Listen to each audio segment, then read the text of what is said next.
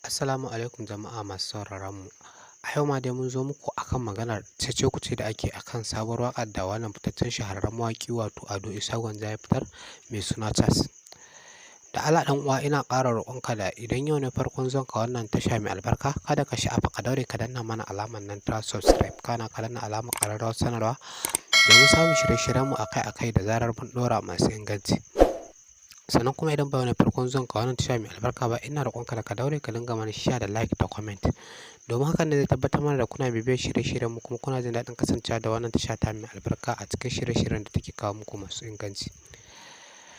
To akan batu dangane da batu da ake yi akan cece-kuce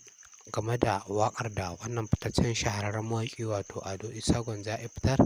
mai suna Cas. Yadda ake ta cece-kuce akan cewa waƙar da ya fitar mai suna Cas ya fitar da ita ba a kan tsari ba, musamman ma yadda ake ganin waƙar za ta ɓata tarbiyyar al'umma. To ku biyo mu a cikin wannan bidiyo namu domin jin yadda ake ciki akan wannan waƙa tasa mai suna Cas wacce ya fitar a cikin wannan shekara ta 2022 mai albarka. Haka na idan kuka biyo mu za mu faɗa muku yadda aka yi hira da wannan fitaccen shahararren mawaƙi wato Ado Gwanja akan waƙar tasa mai suna Cas game da cece-kucen da ake yi akan waƙar.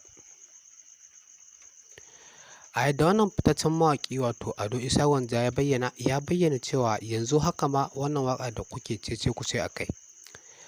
waƙa ta zama ba tashi ba.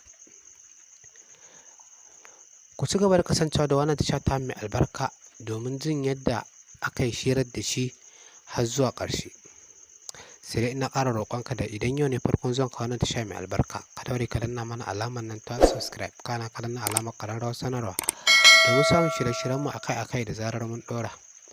Sannan kuma idan ba wani farkon zuwan ka wannan tasha mai albarka ba ina roƙonka da ka daure ka dinga mana share da like da comment